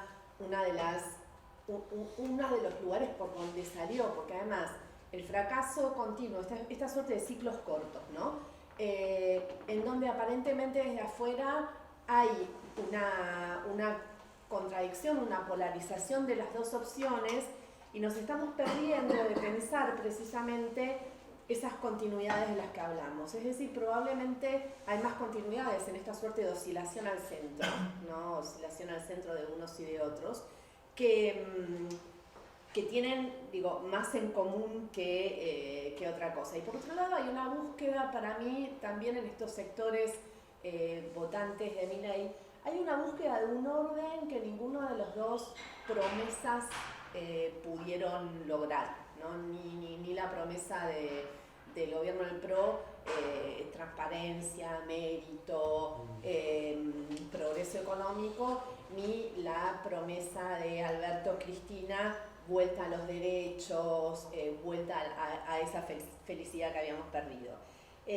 Para mí hay algo que está dando vueltas ahí. Por otro lado hay una consolidación, digo, vos hablabas de una consolidación de las desigualdades, y a mí me parece que lo que yo veo casi como sustrato de eso en términos de reflexión, tiene que ver con la consolidación de una idea, que es la idea de el individuo, el mérito y el esfuerzo personal. Y ahí voy también al tema de los migrantes, porque para mí la idea de nosotros llegamos acá por nuestro esfuerzo es una idea que permeó tanto que nos atraviesa a todos, porque de hecho cuando tenemos que salir a defender CONICET, lo primero que hacemos todos nosotros es decir, yo estoy acá por mi mérito, yo tengo un doctorado, yo trabajo hasta las 4 de la mañana, doy clases en todos lados, ¿qué me vienen a decir? Que somos choriplaneros, choriceteros.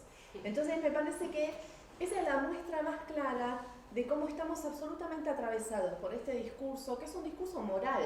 Digo, para mí, o sea, el término de la separación entre lo moral y lo económico no hace mucho sentido porque todo proyecto económico es un proyecto moral y todo proyecto moral tiene sus componentes, su correlato en lo económico. Pero me parece que esta idea del mérito, el individuo, el esfuerzo personal, que además no solamente la encontramos acá, está en la base de la constitución de cómo nos pensamos como argentinos. El tema de bajamos de los barcos y mis abuelos, que son los que hicieron esta tierra. Yo me acuerdo cuando trabajaba en la Triple Frontera, algo que veía en Misiones de una manera tan absolutamente clara. En Misiones donde, no sé, los que estuvieron allá saben lo que se dice, ¿no? Todas las tierras son flojitas de papeles, porque no, digo, hay muy poco, hay poca escrituración, o por lo menos la había en un tiempo. La propiedad se basa en el esfuerzo intergeneracional, en el esfuerzo heredado, no es el esfuerzo mío, es el esfuerzo de mi abuelo que abrió la picada, y mi papá que construyó la casa y que hizo el corral, y mío que logré darle una vuelta empresarial a todo este esfuerzo acumulado generacionalmente. Entonces a mí me parece que ese tal vez es el discurso que hace más sentido y que se va corriendo un poco de un lado a otro. Y por eso tal vez aparece acá como tan fuerte en el discurso de Milei el tema del esfuerzo personal, además consolidado, digo, por las cuestiones políticas, ¿no? 2 meses antes se le va el que le organiza la campaña y el tipo llega y saca 10 puntos con eso. O sea, es como todo, ¿no? Todo consolida la idea de que es él solo que llega con su propio esfuerzo y el de su familia. Y me parece que ahí se engancha también el tema de la ausencia de discurso antimigrante. Así como vuelve, y acá retomo otro tema, agua para nuestro molino religioso, así como aparece en Milei este deseo de conversión al judaísmo, que en principio en la derecha argentina es realmente una rara avis, ¿no? Ustedes lo vieron, lo escucharon. Damián Seton publicó en página 12 eso, y es interesante lo que él dice, porque de hecho este deseo de conversión al judaísmo es casi como, de nuevo, ¿no? El espejo oscuro de la discriminación. ¿Por qué a Milei le gusta el judaísmo? Bueno, porque los judíos hacen plata, como todo el mundo sabe. Entonces, si como todo el mundo sabe, los judíos son capaces de generar dinero, y entonces como generar dinero es todo lo que está bien en términos de esfuerzo personal y todo lo que hace la gente de bien, que es otra categoría que está buenísima para trabajar, ¿no? La gente de bien. Entonces, bueno, ¿por qué no pensar en una conversión que consolide este camino? Además, por supuesto, de la alianza con el Estado de Israel, ¿no? Bueno, eso digo, pero lo que me interesa es como que cierra, ¿no? Es un discurso que termina cerrando. Para enganchar una cosita antes, todo este discurso de meritocrático, individual, no conecta mucho a la idea de Weber, la ética protestante, digo, eso, o hay como como un giro de significado, porque todo ese discurso me hace acordar mucho a ese planteo. A mí más que el planteo weberiano, para mí se engancha de todas maneras con un planteo que incluso si lo buscamos en la teoría, en la filosofía, para mí es anterior, que tiene que ver con el discurso del individuo.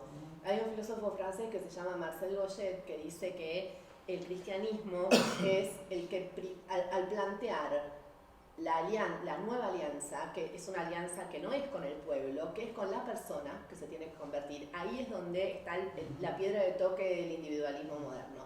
Digo, se puede llevar hacia donde uno quiera, pero yo en ese sentido lo desanclaría un poco de particularmente el discurso weberiano del protestantismo, aunque evidentemente lo que Weber en el protestantismo es algo, digo, es algo que relacionado con este mérito, con el esfuerzo que es claro. Para mí ahí lo que es diferente es el tema de la predestinación, que en nuestro discurso moderno a nadie le importa la vida en el más allá. Digo, esto que nos quede claro a todos, el más allá es algo que desapareció de nuestro horizonte.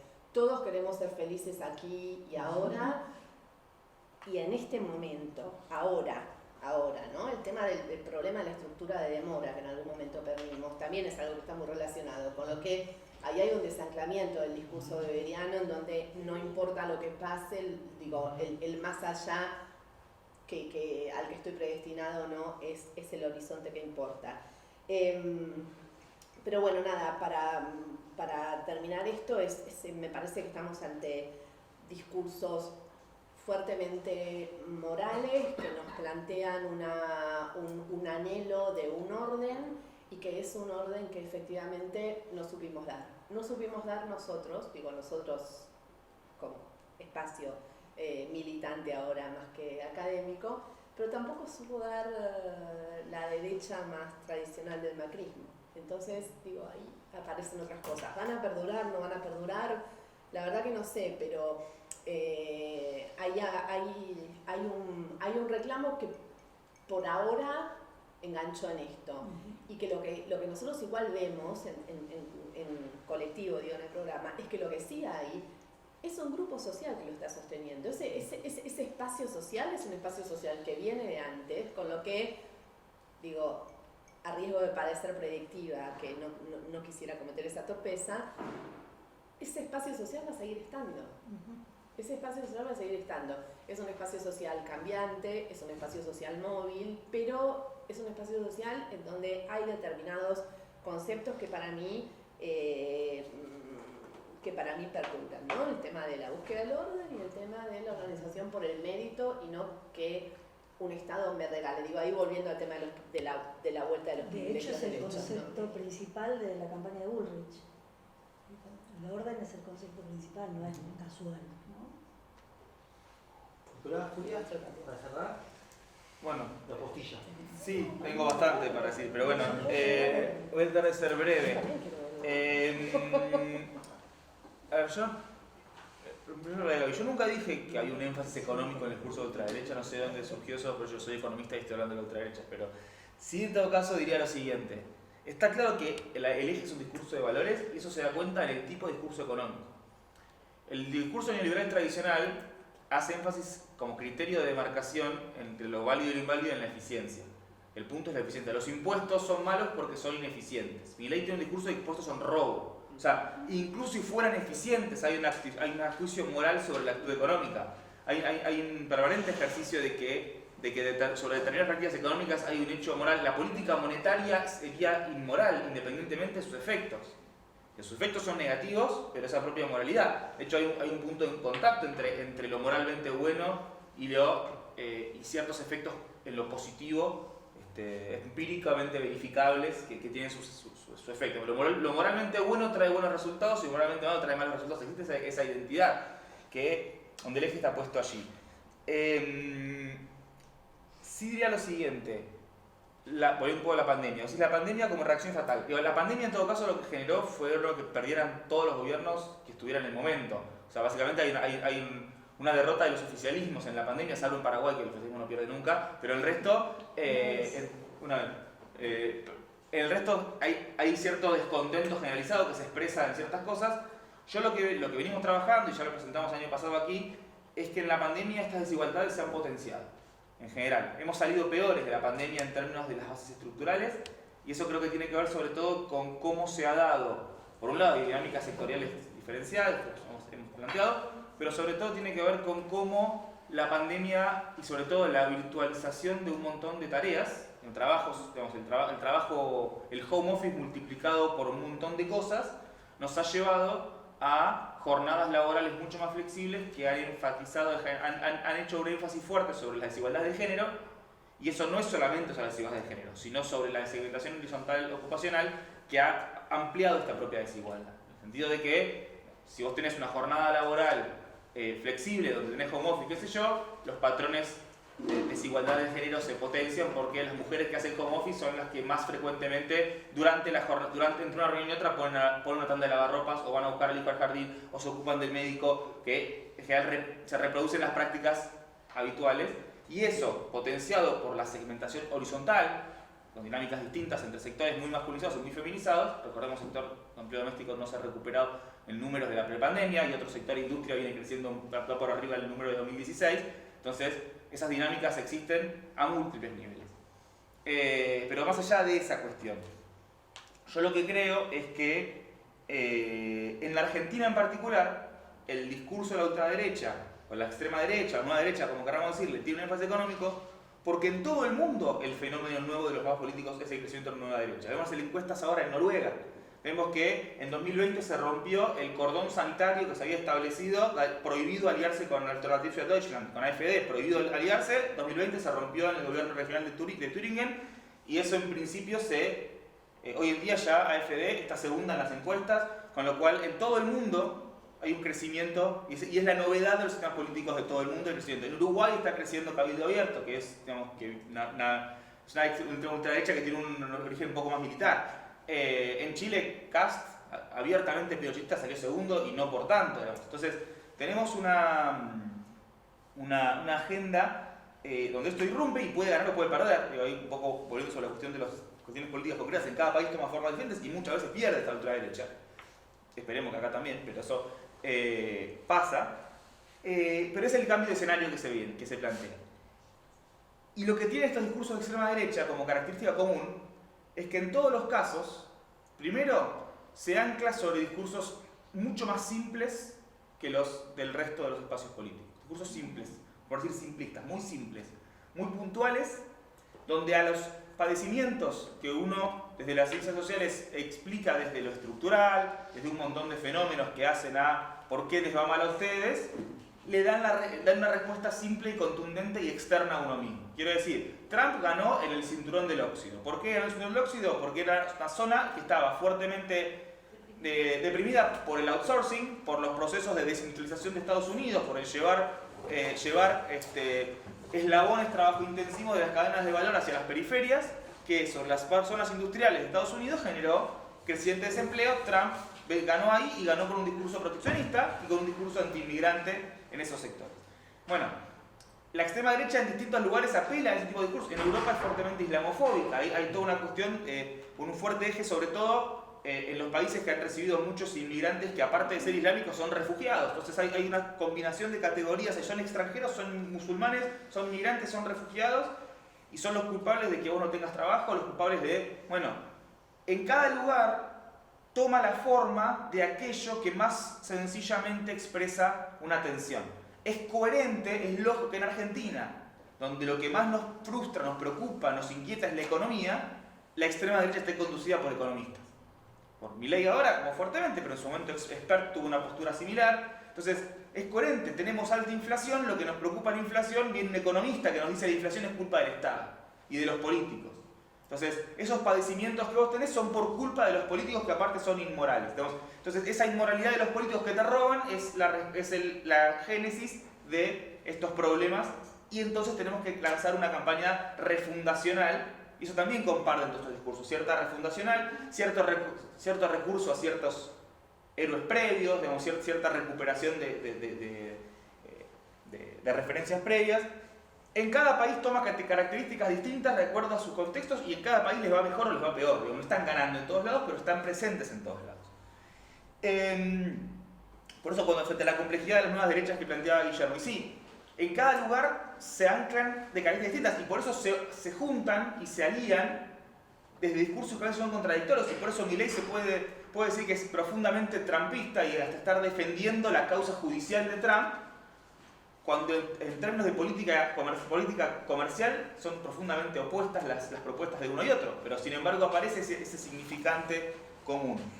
Y Y cierro con esto, con el planteo de Juan sobre la cuestión de privilegios y derechos. Yo creo que ahí la pregunta es, en lugar de ponernos nosotros a la defensiva, decir no, son derechos, y decir no, en realidad el aguinaldo es un derecho, tenemos que problematizar nosotros hasta qué punto efectivamente determinados derechos que se construyeron para determinada sociedad industrial y que en Argentina tuvieron determinado alcance más o menos masivo, dada la nueva estructura social y dadas las nuevas desigualdades, efectivamente operan como privilegios en el sentido de, por ejemplo, si entendemos que la explotación laboral no se da solamente al interior de la fábrica donde un patrón percibe un ingreso por el trabajo no pago a su propio peón, a su propio empleado, sino que existen complejas redes de circulación del excedente social y excedente económico a partir de las relaciones intra e intersectoriales en la economía. Y por ende, por ejemplo, si una empresa con posición dominante paga aguinaldos o paga salarios altos, pero lo puede hacer a través de trasladar su posición dominante sobre los eslabones hacia adelante detrás de la cadena, y por ejemplo, generando posición dominante sobre el sector que viene adelante, al que está vendiendo los productos, y entonces de alguna forma se traslada a precios que son costos del eslabón siguiente, los salarios altos de sus trabajadores, y entonces la empresa puede decir, yo pago el aguinaldo, no pasa nada, total, lo traslado a costos. Entonces al final, en el mapa social, tenemos efectivamente sectores trabajadores que pueden ser privilegiados en ese reparto social. Entonces, frente a eso, el caso concreto, nos discutimos esta semana, estuvimos discutiendo la rebaja de ganancias. Digo, la rebaja de ganancias es un alivio fiscal para parte del 5% más rico de la población. O sea, a mí personalmente me parece que puede ser una medida política muy inteligente, pero como economista es una bestialidad. Digo, estamos haciendo una política de alivio fiscal a sectores ricos que encima tiene efecto directo sobre la demanda de dólares, sectores de altos ingresos que van a ir a comprar dólares con esa plata. Entonces, en términos de pensar la estructura económica, estoy totalmente en contra de una medida que beneficia económicamente a esos sectores, y sobre todo estoy en contra de utilizar las categorías salario y ganancia como si efectivamente fuera la misma sociedad industrial de hace 50 años. Como si no hubiera una multiplicidad de formas organizacionales y una multiplicidad de relaciones sociales que se instituidas incluso jurídicamente desde las figuras clásicas, sobre lo cual tenemos que repensar cómo son esas relaciones. Entonces, es coherente que si el gobierno dice alivio fiscal para el bajo de las ganancias de los trabajadores que ganan más de 700.000 pesos, haya gente enojada. Y es coherente que haya gente enojada, y haya gente enojada diciendo que o que haya gente enojada cuando un sindicato saca una paritaria muy alta, un sindicato, no sé, petroleros, aceiteros, bancarias, sale la tapa del diario, sacaron 120% de aumento. Y gente dice, che, pará, ¿qué onda esto? Y el gobierno va y sale a festejar, mira, suscribimos una alta paritaria. Frente a eso me parece que, efectivamente, uno dice, es coherente que el sindicato festeje eso y el sindicato reclame por eso, y está perfecto que los sindicatos reclamen eso, porque están representando a sus afiliados. Pero en todo caso, repensemos, y sobre todo desde la centralidad del Estado, que justo Nuria planteaba, cómo el Estado ha tomado centralidad en términos de la defensa de determinados sectores ante la ausencia de otros actores o ante ciertos reemplazos que ha acontecido allí. Pensemos nosotros cómo adaptamos lecturas sobre esta nueva estructura económica mucho más desigual, pero no solo más desigual porque no solo más verticalmente desigual, sino horizontalmente desigual, múltiples desigualdades que nos atraviesan, cómo lo pensamos políticamente y cómo pensamos la estrategia política que pueda accionar ante esas múltiples heterogeneidades. Y muchas veces yo tengo la sensación de que si nos quedamos pensando en categorías de la estructura social de hace 50 años, y si seguimos pensando nuestras acciones políticas en base a esa estructura, lo que terminamos haciendo es efectivamente reforzando esa confusión y justamente reforzando que la gente diga, y la verdad vos venís mi ley viene por los derechos laborales que yo ya no tengo, me van a decir, entonces ¿qué me va a sacar si yo no lo tengo? Entonces uno dice, no, pará, viene a sacarte muchas cosas, porque efectivamente detrás de eso hay muchas cosas. Digo, la economía, hay muchos papers que muestran claramente que el salario mínimo genera un efecto positivo sobre el salario no registrado. Está totalmente documentado que cuando sube el salario mínimo, sube el salario no registrado. Entonces, frente a esa situación, está claro que el salario mínimo no afecta de forma directa al no registrado porque no está afectado. Ahora, que en el fondo existen relaciones tenemos que pensar cómo explicar y cómo dar cuenta de esas relaciones y de esas articulaciones. Porque y con esto cierro porque estoy excediendo ya. Una característica que ha quedado clara de esta nueva heterogeneidad estructural de la economía es que el sector no registrado y el sector informal no son sectores marginales. El concepto de masa marginal no es el que vale, porque son sectores que están integrados de una forma u otra a las cadenas de valorización. Hace poco en un taller discutíamos hasta qué punto Chiqui se está quedando con el potenciar trabajo por cómo los talleres de costuras se asocian en cadenas de valorización que están encabezadas por las grandes, o sea, que están pagadas, cómo el potenciar trabajo se lo queda a Chiqui, digamos, de alguna forma, en esa cadena. Hacíamos un poco un taller con sindicatos. Decíamos, bueno, es un ejemplo muy directo, pero en general pensar que efectivamente existen relaciones entre sectores, entre eslabones, ante lo cual diferentes y sobre todo muchísima heterogeneidad entre lo que podríamos definir a grosso modo como clase trabajadora. Entonces me parece que allí hay problemas políticos a la hora de pensar cómo se estructuran las consignas y las demandas, y qué es lo que reclamamos y qué es lo que sostenemos. Entonces yo, frente a la tensión entre privilegios y derechos, no sería tan tajante respecto de decir acá ese problema es que nos quieren decir que son privilegios cuando son derechos. No, en todo caso, digamos, a ver, si un derecho en realidad opera como privilegio a la vista de ciertos sectores, problematicemos por qué sucede eso y pensemos cómo reconfigurar su legitimidad para que efectivamente podamos reconvertir ese derecho y ampliarlo y no quedarnos estancados en la defensa de un derecho que en realidad es un derecho que en los hechos opera sobre poco. Me parece que es un problema para nosotros más que una necesidad de ir hacia adelante a cuestionar. Y ahí está. Bueno, yo muy cortito en relación a esto de los derechos y privilegios que traía Juan y un poco también esto que marcaba Guillermo en relación a la ley, ¿no? A esta distancia entre la letra de la ley y lo que efectivamente sucede.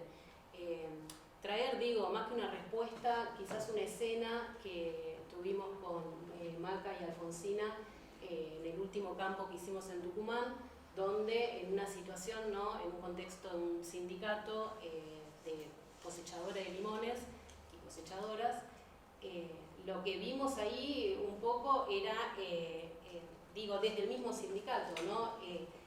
Los trabajadores se sienten enfrentados con los que empaquetan, con los empacadores, ¿no? Los cosecheros versus los empacadores. Un discurso raro, ¿no? Porque decir, pero el empacador gana 2 pesos más que vos, o sea, pero en esto, como bueno, ellos tienen privilegios y sobre ellos efectivamente actúa el derecho y sobre nosotros no. Cuando preguntábamos si conocían a las empresas, cuánto ganaban, si conocían en relación a las exportaciones, no tenían ni idea. O sea, y estamos hablando de trabajadores y trabajadoras sindicalizados y registrados, no es que... digo, me parece interesante eso porque, qué sé yo, ¿no? En pensar en esto. Bueno, ¿qué sucedió ahí, por ejemplo, con esta ley? Que es una ley efectivamente de gran avance en cuanto a derechos. A mí me parece que lo que pasó fue en esto, ¿no? En sacar el RENATEA o que vuelva a ser el RENATRE, que no es menor. Digo, sigue vigente la ley, pero se desgranó la posibilidad concreta de la aplicación de la política pública para que se haga efectiva la ley. Y cuando se desgrana, me parece que lo que aparece ahí es esto que decían, ¿no? De que hay una sensación de que se prometió algo que después no se cumple. No se cumple porque no hay cómo aplicarlo, no hay un organismo para aplicarlo. Me parece que por ahí en parte puede suceder algo de esto. Queda ese vacío, que para mí es fundamental el rol del Estado, o se puede pensar también la comunidad, ¿no? Y ese vacío que escuchaba el otro día, nada que ver, a un dramaturgo, pero me pareció interesante, a Mauricio Cartún, que decía, bueno, en la contradicción hoy es cuerpo versus corporaciones.